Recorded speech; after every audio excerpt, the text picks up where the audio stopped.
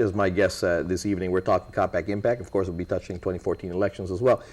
Doc, how do you feel about this situation here? All governors have the authority to pardon prisoners, commutation, they're called basically. How do you feel if, say, some of these folks, again, whatever crimes they've committed, and the governor will commute some of their sentences, and then, but not just the commutation and then go out to the community, but commutation, fast forward a little bit and say, hey, we're going to commute your sentence, but you're going to be on this plane tomorrow morning, and the government expect, because this individual is going to be on the plane, to your place tomorrow morning. Sure. I think that the governor being able, if the governor can do it, and that's certainly a neat thing, that that's one of the oldest powers of a governor is to be able to do this. Sure. So you notify the federal government on this date, these many people, they're coming out, and this is their deportation date, and you expedite their process. And I'll tell you, I went through several times the lists and the crimes of all the people that are eligible to be deported in, I went through the list. And a lot of them aren't heavy-duty serious crimes. And so there are quite a number of them that are relatively minor, petty, repeat crimes that really they are just nuisances to the community. They're basically, I think if I recall, it's $120 a day to keep one of these guys in jail. And it's a guy issue. It's not the females that are being the headache here. Keeping these guys in jail is $120 a day. You keep them in jail for a year, that's 4 scholarships fully to go to college. Sure. That's how much money we're talking about. And so really we need the right attention on it, and it'd be great if we could do that. And I think that, I think if we can develop the system with the federal government, that's the way to go. One other thing before we touch on election 2014, there are, to my knowledge, there are no screening methods in coming out here. They're free to migrate, folks are free to migrate, but there are no screening methods. I mean, in the sense of whether you have some disease, again, I mean, in years past, I remember, I think the first time, 1964, we had to travel to the United States, we had to make sure we've been inoculated, we had these type of shots and things like that to get into the mainland United States. So why don't we have that in place? Why don't we have that in place? Absolutely. Any migrant to the United States, legal migrant through legal migration, would be medically screened. Sure. And Guam has a very high leprosy rate, a very high tuberculosis rate. We need to really pay attention to that and screen people medically before they come here. And there are people who come here within hours of arrive here with very serious medical conditions, and and some of them come here for that reason.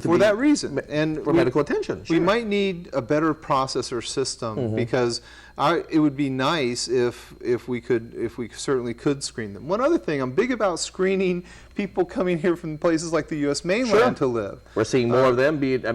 Some of their runaway criminals.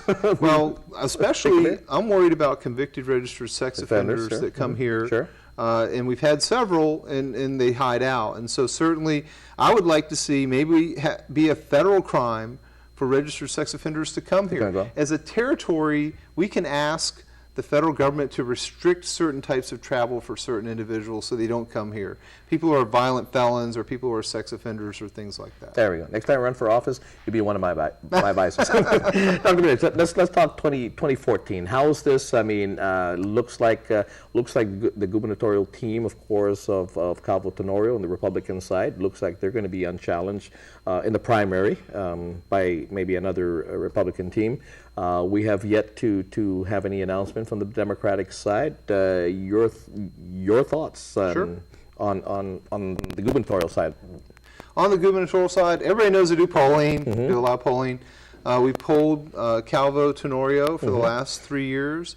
Without fail, they've never been below 50%.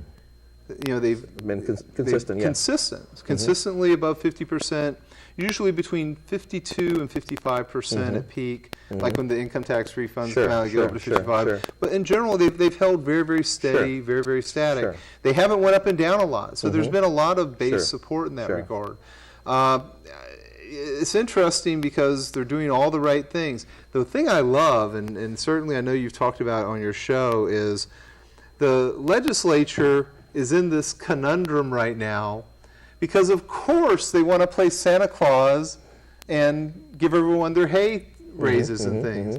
On the other hand, they're worried that the governor's getting too much credit for it. And so we're seeing a lot of politics being played out right now over that. When in reality, I mean, the reality is the employees, most of them certainly deserve their raises, and certainly the odd thing is just how wrapped around the wheel the senators were over things like political pay raises.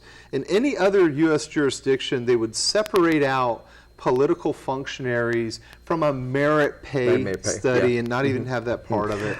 Doc, let me ask you this, because when you look at time, and time is of the essence in a lot of things. I don't know if it is in Guam elections, but I think it is at this point. You're seeing a lot of entrenched and diehard Democrats have already committed to the Republican team, because there has not been a Democratic team that they can say that they want to support. They've been waiting. But let me ask you this, because I've talked about this on my radio show as well, is that when the later you are, the more the Democrat Party will have to get known figures, have had the experience, known figures.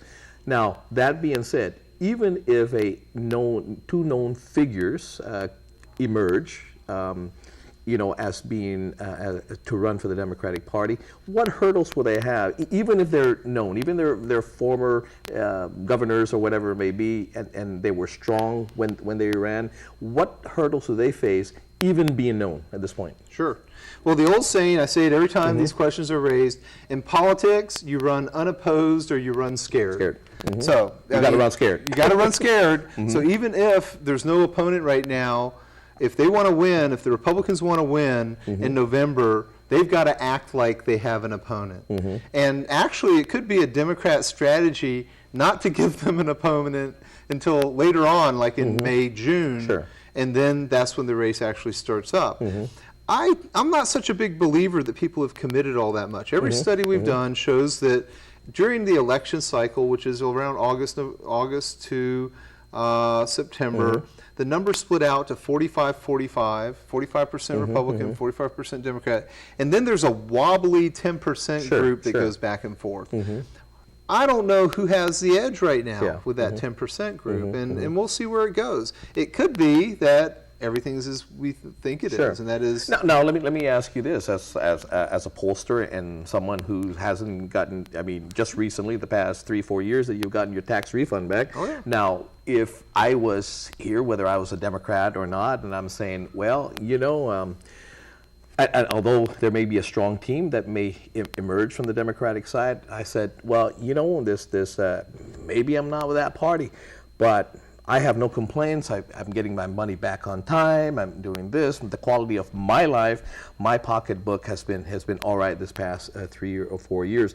How does the opposing team combat that, especially if there is if maybe a team were to emerge who maybe was there before, and maybe under their tenure you didn't have the expedited giving back the people their money? How do you counter that?